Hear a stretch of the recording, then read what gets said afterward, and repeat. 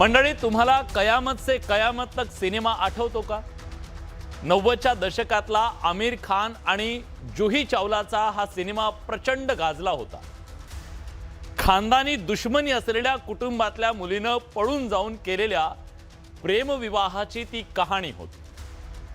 2.5 वर्षांपूर्वी महाराष्ट्रातही अशीच एक राजकीय कयामत से कयामत तकची कहाणी जन्माला आली।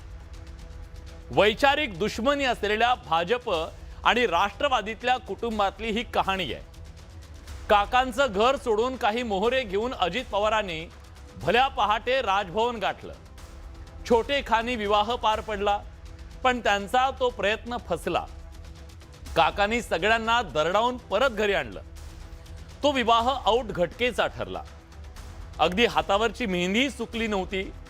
हळदीच्या अंगाने त्यांना घरी परतावं लागलं। पण म्हणतात ना, प्रेमाला कुणी बांधू शकत नाही।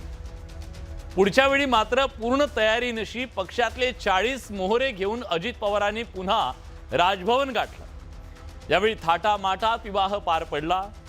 2 वर्षापासून सुखानं संसार सुरू आहे, पण या सुखी संसारामध्ये निवडणूक नावाचा मिठाचा खडा पडला।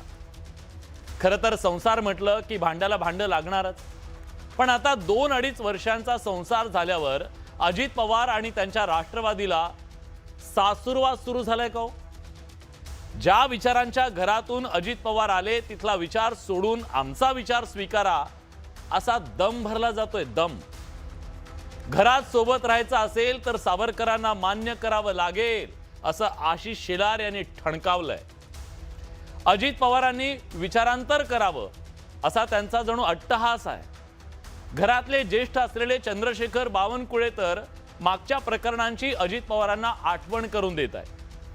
नव्यानं घराच्या चाव्या हातात आलेले रवींद्र चव्हाण तर आपने गिरेबान में झांको सारखे डायलॉग मारतायत आणि आपली मालकी दाखवतायत। शिवाय आम्ही बोललो तर अडचण होईल असा दम देतायत। हे कमी म्हणून की काय, चेहऱ्यानं गरीब असं वाटणारे चंद्रकांत दादा सुद्धा आक्रमक झाले।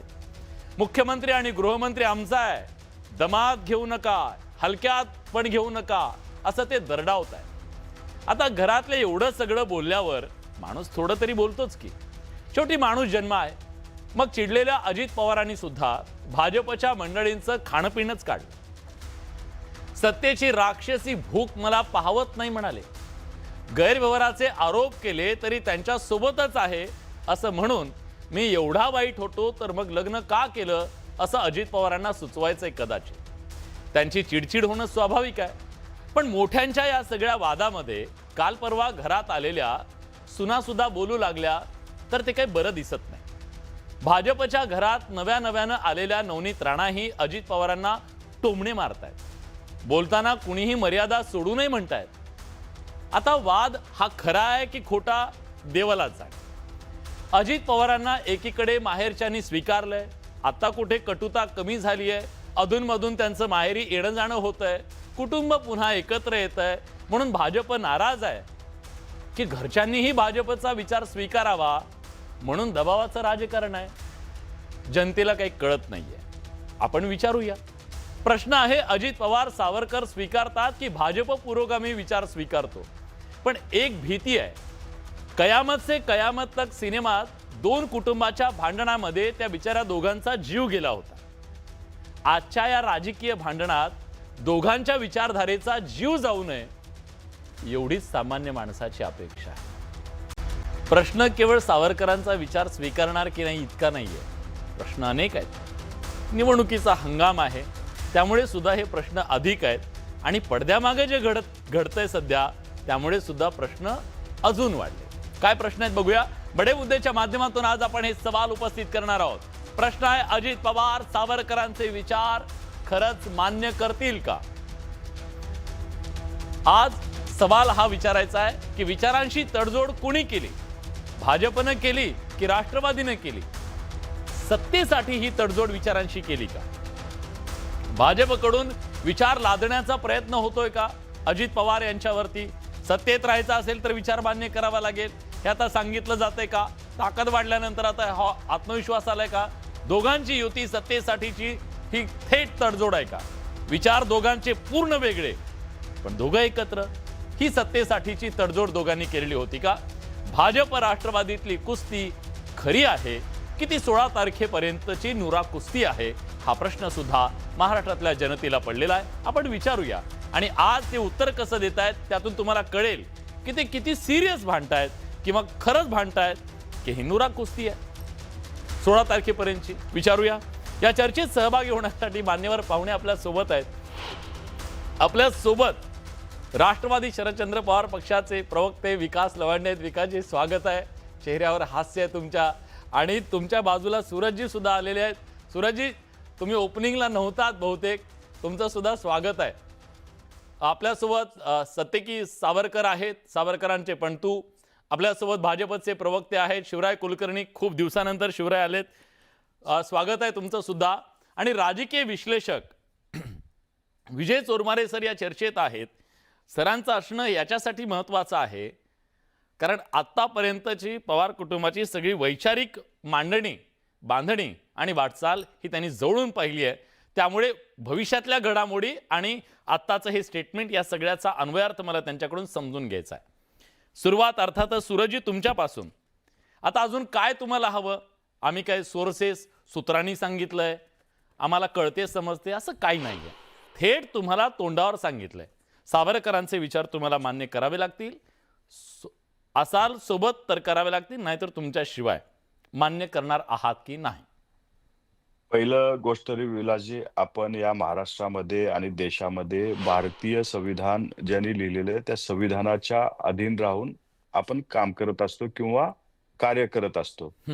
आपण संविधान मानणारी लोक आहोत आणि संविधानावर चालणारी लोक आहोत. हो. जबरदस्ती या भारतामध्ये किंवा या महाराष्ट्रामध्ये कोणीही कुणावरती विचार किंवा वैचारिक बांधिलकी लादू शकत नाही.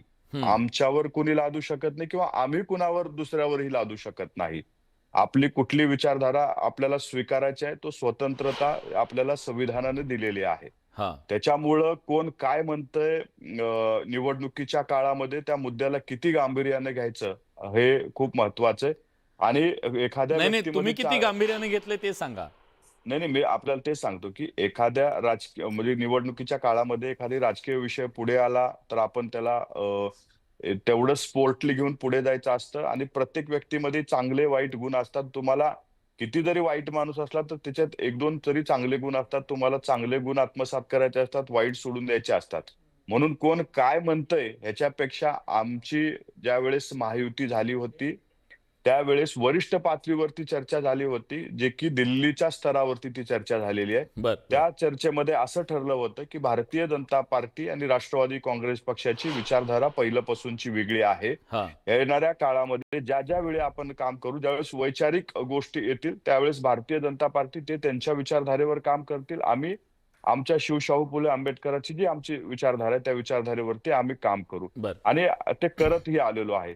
त्याच्यामुळं ते काय म्हणतायत ते आमच्यासाठी महत्वाचं नाही. जर आम्हाला काही वाटलं तर आम्ही त्यांच्या वरिष्ठांशी चर्चा करू. परंतु जोर जबरदस्ती करून कुठली विचारधारा या देशामध्ये, या राज्यामध्ये कोणीही कुणावर लादू शकत नाही. हा संविधानानं दिलेला अधिकार आहे आणि ते संविधानाला मानणारे आम्ही आहोत. आणि मला वाटतं अशी जी संविधानाला मानणारे आहेत ह्या निवडणुकीच्या काळामध्ये कदाचित वातावरण बघून त्यांनी हे स्टेटमेंट केलं असावं. म्हणजे मला कळलं नाही. तुम्ही खूप म्हणजे सूचक बोललात. तुम्ही असं म्हणालात की चांगल्या गोष्टी स्वीकारायच्या असतात, वाईट गोष्टी सोडायच्या असतात. महाराष्ट्राला असं दिसतंय त्यांच्याकडे सत्ता आहे ती स्वीकारली आणि विचार मात्र तसा ठेवला. काय नेमकं तुम्ही स्वीकारलंय आणि काय सोडलंय ते जरा सांगा. कुठल्याही गोष्टीमध्ये आपण एखादी गोष्ट आता आदरणीय पवार साहेब संघाबद्दल बोलत असताना नेहमी म्हणतात त्यांची शिस्त शिकली पाहिजे. म्हणजे काही गोष्टी प्रत्येक गोष्ट प्रत्येक व्यक्तीची वाईट असते असं नाही ना. प्रत्येक गोष्टीमध्ये सावरकरांचा प्रॉब्लेम काय सांगा ना. सावरकरांचा प्रॉब्लेम काय तुम्हाला? नाही, आम्ही काय म्हणलं, आम्हाला त्यांच्या विचारधारेचा किंवा सावरकरांचे जे काही विचार असतील, काही गोष्टी आवडतात, काही आवडत नसतील, तो विषय चर्चेचा नंतरचा आहे. नाही ना, तोच विषय चर्चेचा. नाही, मी आपल्याला मी मुद्द्यावरती येतोय.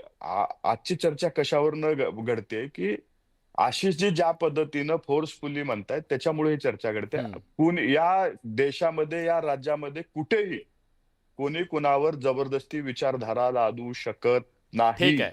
ठीक आहे. शिवरायजी, एवढा अट्टहास तुमचा कशासाठी? का तुम्ही तुमची विचारधारा लादताय त्यांच्यावरती? पण मला असं वाटत नाही की याच्यामध्ये विचारधारा लादण्याचा काही आग्रह असावा. धमकी देतात कदाचित थेट. मी सांगतो ना आपल्याला, हा. मी बोलतो असं आहे की मला असं वाटतं की प्रश्न अशा स्वरूपाचा असेल की सावरकरांच्या अपमानासंदर्भात असेल आणि त्यावर देवेंद्रजी अत्यंत सूचक बोलले आहेत की आतापर्यंत अजितदादांनी कुठे अवमानजनक सावरकरांविषयीचं उद्गार कधी काढलेलं नाही. हा. सावरकर अमान्य आहेत अशाही तऱ्हेचं उद्गार काढलेलं नाही.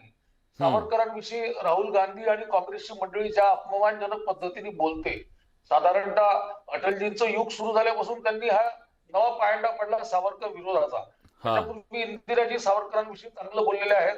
आता युट्यूबवर शरद पवारजी माननीय मुख्यमंत्री असताना स्मारकाच्या वेळेचं त्यांचं भाषण आजही युट्यूबवर उपलब्ध आहे. ते एक भाषण आहे, पण मी 100 भाषणं तुम्हाला दाखवतो त्याच्यानंतरचे टीका करणार आहेत तुम्ही.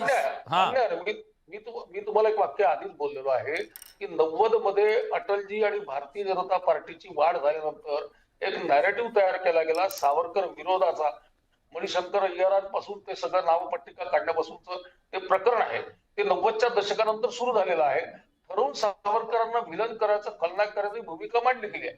पण या संदर्भामध्ये देवेंद्रजी सूचक बोलले. हे अगदी निश्चित आहे की राष्ट्रवादी काँग्रेसची विचारधारा ही वेगळी आहे.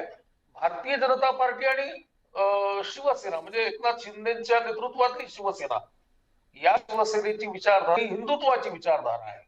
त्याच्यामुळे आम्ही युती केली, महायुतीमध्ये शिंदे आणि भारतीय जनता पार्टी शिवसेनेने जो प्रचाराचा नारळ फोडला, आमच्या मंचावर सावरकरांची प्रतिमा होती.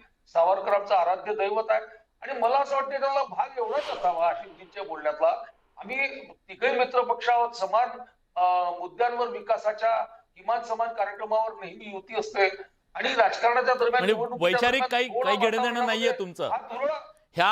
हे जे सरकार बनलेलं आहे त्याच्यात वैचारिक काही घेणं देणं नाही. सत्तेसाठी तुम्ही एकत्र आलेले आहात, ही तडजोड सत्तेसाठी केलेली आहे. वैचारिक नाही नाही नाही नाही नाही माझ्या बोलण्याचा अर्थ असा नाही आहे. हा. तुम्ही समजून घ्या. वैचारिकचा काय विषय आहे? वैचारिकचा विषय नाही आहे की समान विकासाच्या समान कार्यक्रमांवरही परस्पर विरोधी पक्ष एकत्र येत असतात. हा, मी तेच म्हणालो ना. त्याच्यामध्ये अट्टहास कुठे आहे की तुम्ही सावरकर हा अट्टहास बिलकुल नाही आहे. आम्ही हे आम्हाला सुरुवातीपासून माहिती आहे की राष्ट्रवादी. माझी विनंती आहे आशिष शेलार यांचं ते वक्तव्य पुन्हा आपण ऐकवावं प्रेक्षकांना, जेणेकरून तुम्ही जे म्हणताय त्याच्यात आणि आशिष शेलार यांच्या वक्तव्यात खूप तफावत आहे. ठीक आहे, मी येतो तुमच्याकडे. पण सातेकी सावरकर आपल्या सोबत आहेत. राजकीय नेत्यांकडून सावरकरांच्या प्रती जी भावना वेगवेगळ्या वेळी व्यक्त केली जाते, तुम्हाला असं वाटतं का की त्यांच्या विचारांचा किंवा त्यांचा राजकारणासाठी वापर होतो, सोयीचा अर्थ घेतला जातो, सोयीचा वापर होतो असं तुम्हाला वाटतं का? कारण आज त्यांच्या विचारांचं सरकार आहे असं म्हणायचं, त्याच सरकारमध्ये सांगायचं की तुम्हाला ते मान्य करावे लागतील. ते म्हणतात की आम्ही नाही. हे काय आहे? मुळात असं सांगू इच्छितो की सावरकरांचे विचार हे काळाच्या पुढेच होते, ज्याला आपण पुरोगामी म्हणतो. तसेच विचार सावरकरांचे होते. सावरकरांनी अनेक शत्रूंशी लढा दिला. इंग्रज हा मुख्य शत्रू होता. आज भारतात इंग्रज नाहीत, पण स्वातंत्र्यपूर्व काळातल्या ज्या काही समस्या हिंदू समाजामध्ये आणि अन्य ज्याला आज आपण अल्पसंख्य म्हणतो अशा समाजांमध्ये ज्या काही समस्या होत्या त्यावर सावरकरांनी भाष्य केलेलं आहे, नव्हे प्रत्यक्ष काम देखील केलेलं आहे. उदाहरण द्यायचं झालं तर जातीभेद निर्मूलन, अस्पृश्यता निर्मूलन. आता हा विचार पुरोगामी आहे. हा विचार आंबेडकरी विचारांच्या जवळ जाणारा आहे. कारण डॉक्टर बाबासाहेब आंबेडकर देखील जाती निर्मूलनाच्या विरोधात, जाती निर्मूलनाच्या समर्थनार्थ लढले होते. सावरकरांचा त्याला पाठिंबा होता.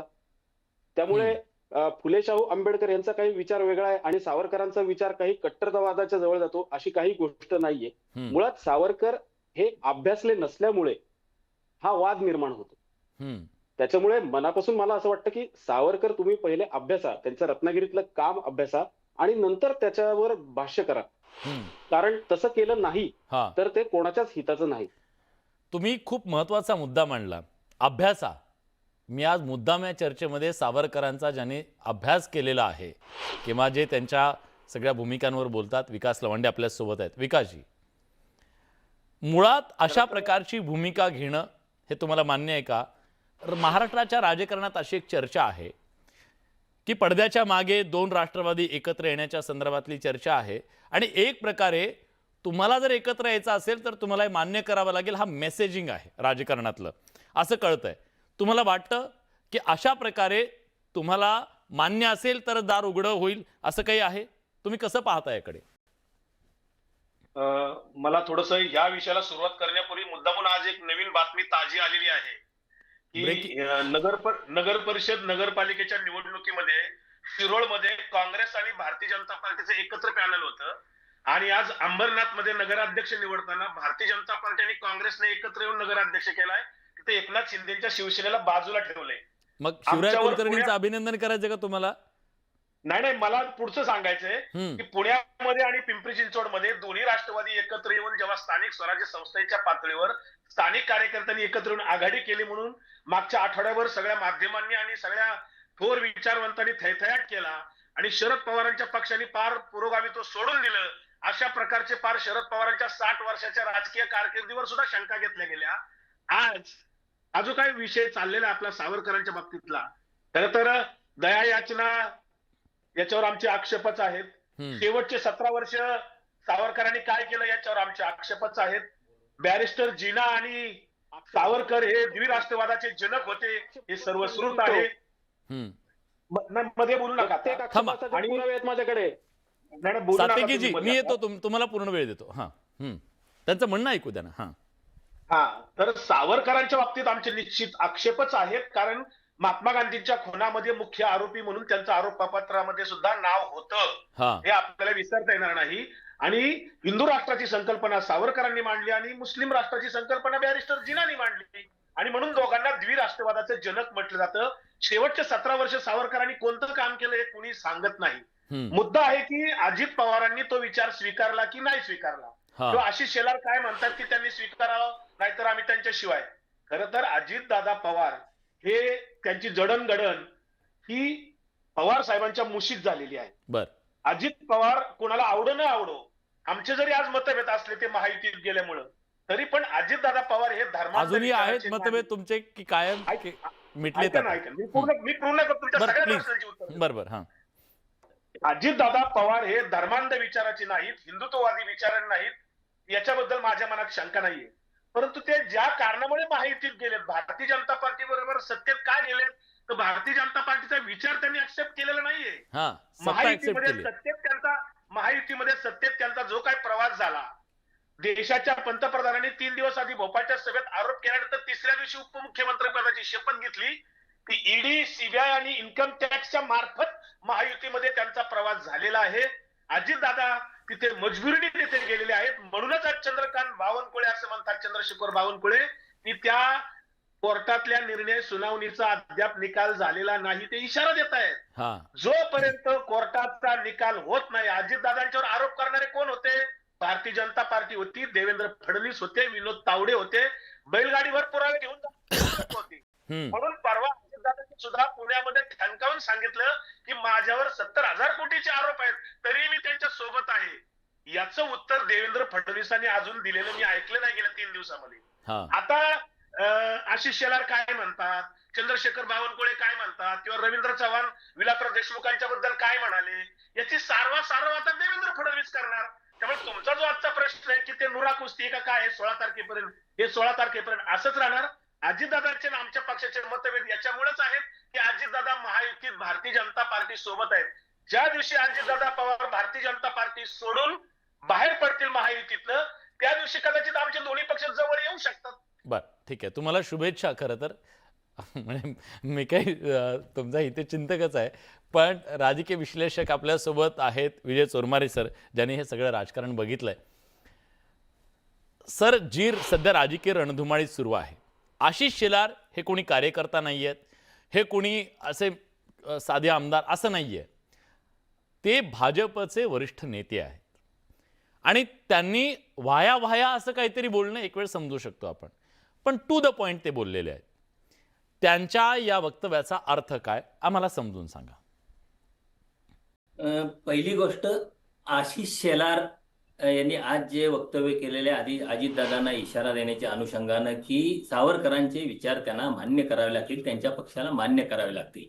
मला वाटतं एखादी विचारधारा घेऊन चालणाऱ्या पक्षाच्या नेत्यानं आपल्या विचारधारेसंदर्भात असा आग्रह धरणं आणि आमच्या विचारधारेच्या लोकांसोबतच आम्ही सत्तेत राहू असं सांगणं आणि त्यांची ही जर विचारधारा मान्य नसेल तर त्यांच्याशिवाय आणि ते विचारधारेला विरोध करत असतील तर त्यांच्या विरोधात आम्ही सत्तेत राहू असं सांगणं खरं तर अशा कुठल्याही म्हणजे ती विचारधारा आपल्याला मान्य असो किंवा नसो सत्तेत असताना आपण विचारधारा घेऊनच पुढे जाणार आहे असा आग्रह जर एखादा नेता धरत असेल तर त्याचं स्वागत करायला पाहिजे. मला वाटतं आशिष शेलार ही भूमिका मांडतायत आपल्या पक्षाची कारण त्यांनी रवींद्र चव्हाणांचा हवाला त्यांनी रवींद्र चव्हाणांचा हवाला देऊन आमचा पक्ष सावरकरांच्या विचारानं चालतोय हे सांगणं हे मला जरा आश्चर्य वाटतं. कारण रवींद्र चव्हाण हे काल परवा अध्यक्ष झाले आहेत आणि भारतीय जनता पक्ष सावरकरांची विचारधारा मानून चालतोय खूप अनेक वर्षापासून अनेक ज्येष्ठ नेते सांगत आलेत पण त्यांनी ताजा संदर्भ दिला असेल. पण मला आशिष शेलारांच्या विचारात आणि भारतीय जनता पक्षाच्या विचारात एक तफावत आढळते की ज्यावेळी भारतीय जनता पक्षानं मेहबूबा मुफ्ती यांच्याबरोबर सत्ता स्थापन केली ती त्यावेळी काय त्यांना मेहबूबा मुफ्ती यांना त्यांनी तुम्ही सावरकरांचे विचार मान्य करा म्हणून सांगितलं होतं का? किंवा आता नितीश कुमार यांच्यासोबत भारतीय जनता पक्ष बिहारात सत्तेमध्ये आहे तर नितीश कुमार यांनी आमची विचारधारा मानावी असं ते म्हणू शकतात का? किंबहुना नितीश कुमार हे नरेंद्र मोदी अमित शहा सगळ्यांच्या समोर त्यांच्या विचारधारेच्या विरोधात वर्तन करतात. अगदी एकदा नरेंद्र मोदी मंचावर असताना वंदे मातरम सुरू असताना नितीश कुमार उभे राहिले नव्हते म्हणजे मी तुमची विचारधारा मान्य करत नाही तुमच्यासोबत सत्तेत असलो तरी असं जाहीरपणे त्यांना सांगून एवढे धमक नितीश कुमार दाखवत होते आणि त्यांनी दाखवलेले आणि तरी सुद्धा त्यांच्यासोबत भारतीय जनता पक्ष सत्तेत आहे. त्यामुळे आशिष शेलारांचा आग्रह एकीकडे आपण मान्य केला किंवा त्याचं स्वागत केलं तरी भारतीय जनता पक्ष सत्तेसाठी कोणत्याही थराला जाण्याची त्यांची कोणत्याही तडजोडी करण्याची त्यांची तयारी असते हे आपण गेल्या 2014च्या आधी सुद्धा 2014 नंतर सर हे झालं राजकारण पण मला पडद्यामागचं थोडंसं समजून सांगा. एक प्रकारे हा मेसेज अजित पवारांना देऊन अजित पवार आणि शरद पवार हे दोघं एकत्र येणार अशा प्रकारची जी चर्चा सुरू आहे त्याला कुठंतरी इशारा देण्यासाठी किंवा त्याला थांबवण्यासाठी ते काही राजकारण दिसतंय का तुम्हाला? नाही मुळात आता मला यातली एक गोष्ट आहे की हे दोन्ही पक्ष मुळात राष्ट्रवादी काँग्रेस आत्ताचा आणखी भारतीय जनता पक्ष ही विचारधारेसाठी एकत्र आलेले नाहीत सत्तेसाठी एकत्र आलेले आहेत हे आपण लक्षात घ्यायला पाहिजे. ते विचारधारेसाठी एकत्र आले असते तर आपण एक वेळ समजू शकलो. दुसरी गोष्ट विकास लावंडे ज्या पद्धतीने म्हणले मी त्याच्याशी सहमत आहे की अजित पवार हे अशी कुठलीही गोष्ट मान्य करत नाहीत. त्यांनी अनेक वेळा भारतीय जनता पक्षासोबत सत्तेत आल्यानंतर वारंवार सांगितलंय की मी आमची फुले शाहू आंबेडकरांची विचारधारा घेऊन चालणार आहे. भारतीय जनता पक्ष आणि एकनाथ शिंदे यांच्या शिवसेनेनं ज्यावेळी हिंदू मुस्लिम दंगली झाल्या त्यावेळी तिथं त्या दंगलीला प्रोत्साहन देणारी वक्तव्य केली त्यावेळी अशावेळी अजित पवारांनी तिथं जाऊन तिथल्या अल्पसंख्याक समाजाला धीर देण्याचं काम केलंय. अजितदादांनी आपली विचारधारा टिकवून ठेवलेली आहे. अगदी छत्रपती संभाजी महाराजांच्या संदर्भात धर्मवीर संभाजी महाराज या धर्मवीर या विशेषणाला विरोध करून स्वराज्य रक्षक छत्रपती संभाजी महाराज असं विशेषण त्यासाठी भारतीय जनता पक्षानं अगदी अजित पवारांना जोडी मारो आंदोलन केलं होतं पण अजित पवार आपल्या भूमिकेपासून ढळले नाहीत. स्वराज्य रक्षक संभाजी महाराज याच भूमिकेवर ठाम राहिले.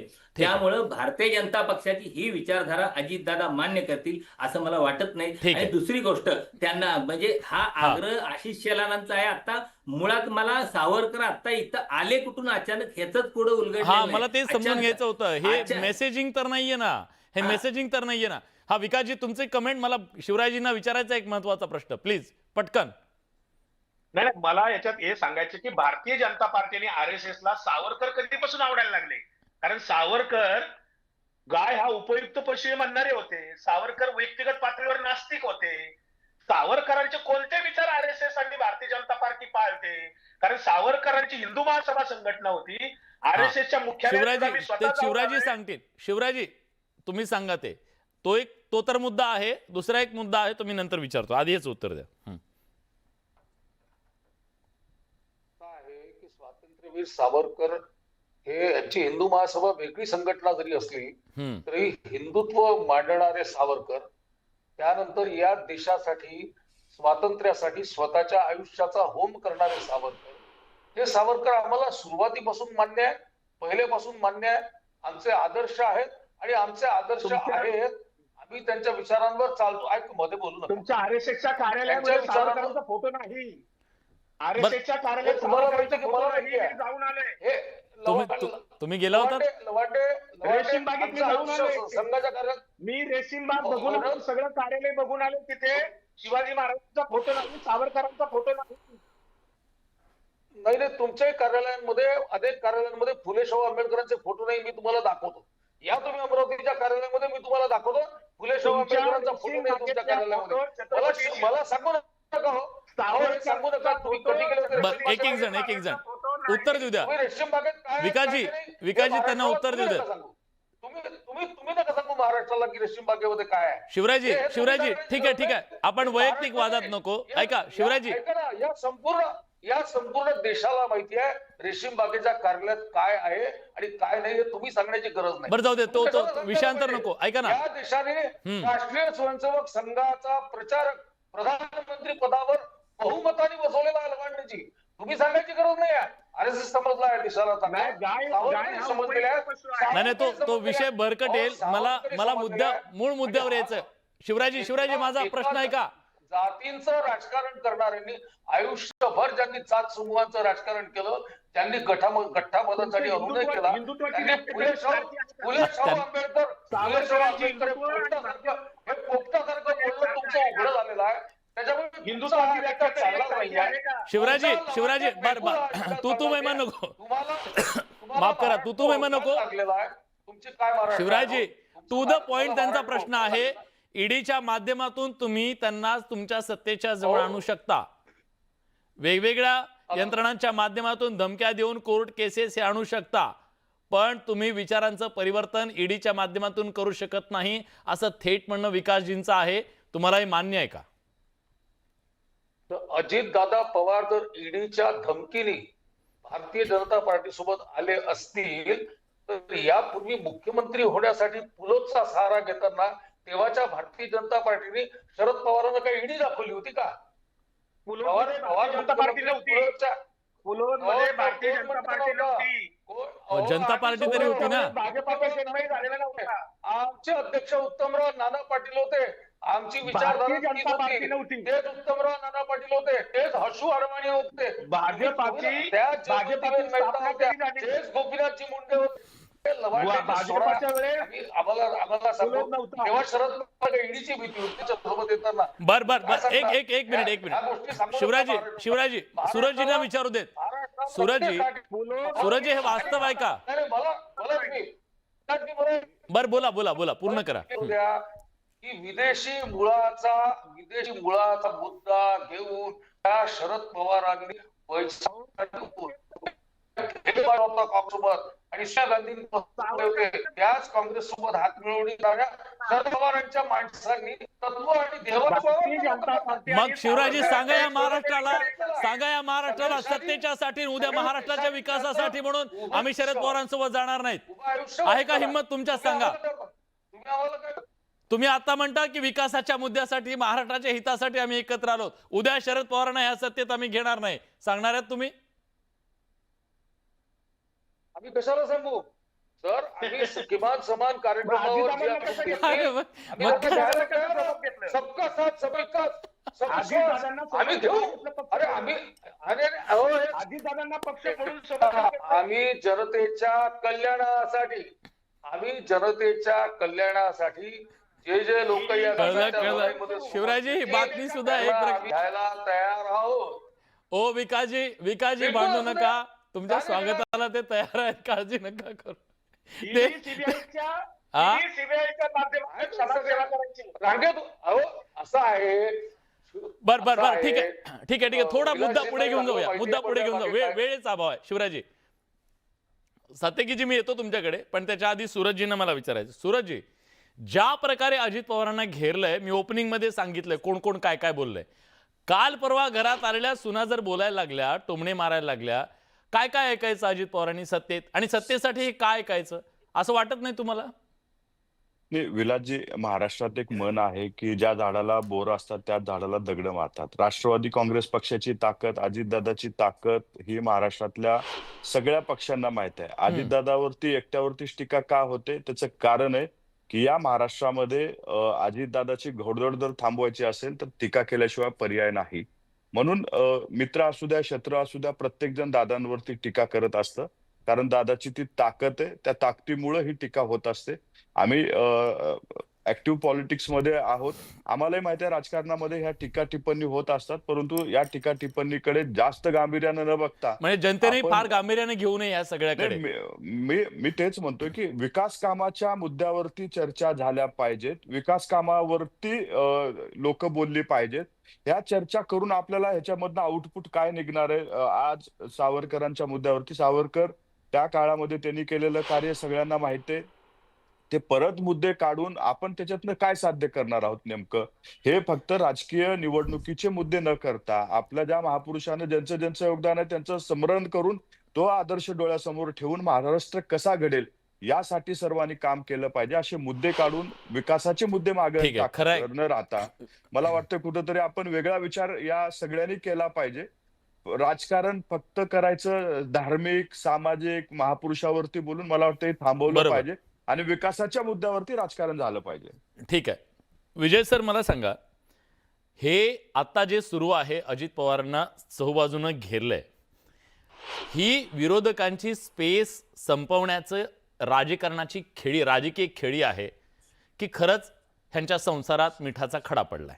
जरा समजून घ्यायचंय. म्हणजे आपण किती गांभीर्याने घ्यावं याला लोकांनी? नाही, मला अजिबात असं वाटत नाही यांच्यातलं काही बिघडलेलं आहे, कारण ही नुरा कुस्ती आहे. हा हा म्हणजे तुम्ही आता विलास म्हटला ना, ही विरोधकांची स्पेस घ्यायचं चाललेलं आहे, त्याच दृष्टीने यांचा प्रवास चाललेला आहे. महाविकास आघाडी कुठंही चित्रात राहू नये, कुठंही निवडणुकीच्या चित्रात दिसू नये या दृष्टीने प्रयत्न चाललेत. म्हणजे मग भाजपची आणि एकनाथ शिंदे यांच्या शिवसेनेची लढत आहे, भाजपची आणि अजितदादांच्या राष्ट्रवादीची लढत आहे. कधी 2 पक्ष एकत्र आहेत, कधी 3 पक्ष एकत्र, असं करून बहुतेक सगळं म्हणजे 16 तारखेला तुम्हाला सांगतो चित्र काय हे सांगणार आहेत. महायुतीचे आमचे इतके महापौर बसलेले आहेत, त्यात सर्वाधिक हे भाजपचे आहेत, 2 नंबरला शिंदे सेनेचे आहेत आणि इथं महाविकास आघाडी, काँग्रेस, त्यांचा शरद धुव्वा पवारचा उडालेला आहे. पक्ष आणि उद्धव ठाकरे यांचा धुव्वा उडालेला आहे. हे अंतिम चित्र यांना मांडायचं आहे. त्यासाठी महाराष्ट्रातल्या लोकांना मूर्ख बनवण्याचे उद्योग आहेत सत्तेसाठी. हे 10 दिवसाची ही लढाई पुढच्या, मला वाटतं याच्यापेक्षा यात जास्त अर्थ नाही. आता कितीही संबंध आणले गेले किंवा कितीही धमक्या दिल्या गेल्या, एक गोष्ट लक्षात घ्या, आतापर्यंत एवढे सगळे संघर्ष झाले, अजितदादा देवेंद्र फडणवीसांच्यावर आणि देवेंद्र फडणवीस अजित पवारांच्यावर एका शब्दानं बोललेले नाही. हे खालच्या पातळीवर सगळं चाललेलं आहे. यावरून आपण समजून घ्यायचं की हे नेमकं काय चाललेलं आहे. म्हणजे तू मारल्यासारखं कर, मी रडल्यासारखं करतो. आणखी मगाची जो सावरकरांचा जो मुद्दा आहे, भारतीय जनता पक्ष सावरकरांच्या बद्दल एवढं प्रेम व्यक्त करतोय, पण 11-12 वर्ष सत्तेवर असताना सुद्धा अजून सावरकरांना भारतरत्न द्यायचं धाडस झालेलं नाही. बस त्याच्यावरच एक शेवटची कमेंट घेतो. हे लक्षात घ्या तुम्ही. 11 वर्ष झाले सावरकरांचा केवळ राजकारणासाठी वापर केला जातो अशा प्रकारची मांडणी सातत्याने केली जाते. निवडणूक आली की सावरकर आठवतात. तुम्हाला असंच वाटतं का? राजकीय वापर त्यांचा थांबला पाहिजे का? माझं मत जरा वेगळं आहे. हा, ते म्हणजे सावरकरांना भारतरत्न जरी दिलेलं नसलं तरी प्रत्यक्ष सावरकर विचार हा किती अंमलात आणलेला आहे. सावरकरांचा विचार हा सर्वव्यापी होता आणि सैनिकीकरण किंवा आधुनिकीकरण जे आज आपण भारतात बघतो, भारत नवीन शस्त्र आयात करत नाही तर आता स्वतः निर्माण करून तो निर्यात देखील करायला लागलेला आहे. माझ्या मते सावरकरी विचाराचा हा मोठा विजय आहे. त्यामुळे भारतरत्न देणं न देणं या गोष्टीत आपण जायला नको. सावरकरी विचार हा कुठपर्यंत अंमलात आणला जातो यावरच जे भाजप आहेत किंवा समविचारी प्रश्न आहेत. सावरकरांचा विचार का? मुद्दा हाच आहे. होता सावरकरांचा विचार आणि हा पूजन नव्हे गो पालन करा असं हा सगळ्यात महत्वाचा मुद्दा आहे की सावरकरांच्या विचारांचं काय. ज्या विचारांच्या मुद्द्यावरून आपल्या राजकीय पोळ्या भाजल्या जात आहेत ना, त्या पोळ्यांच्या पलीकडे तो विचार आत्मसात किती केला जातोय आणि अंगीकारला किती जातोय हा मुद्दा त्यांनी मांडला आणि राजकीय पक्षांनी त्याचं आत्मचिंतन करायला हवं नक्की. पण पुढच्या काळामध्ये तुम्हाला हे सगळे मुद्दे येणार आहेत, पण कोण काय बोलतंय हे तुमच्यापर्यंत आणणं आमचं काम आहे. या बडे मुद्द्याच्या चर्चेत आपण सगळेजण आलात, आपली भूमिका मांडली, त्याबद्दल सगळ्यांचे मनापासून आभार. प्रेक्षकांना काय वाटतं बघा. बडे मुद्द्याच्या माध्यमातून आपण प्रश्न विचारला होता की अजित पवार सावरकरांचे विचार स्वीकारतील का? प्रेक्षकांचं काय म्हणणं आहे? 27% लोक होय म्हणतायत, 73% लोक नाही म्हणतायत. जरी ते सत्तेत असले, जरी त्यांच्यावर जुन्या केसेस असल्या, कोर्टात केस पेंडिंग असली, तरी अजित पवार सत्ता स्वीकारतील, विचार नाही. बडे मुद्द्याच्या चर्चेत आपण इथेच थांबतोय. धन्यवाद.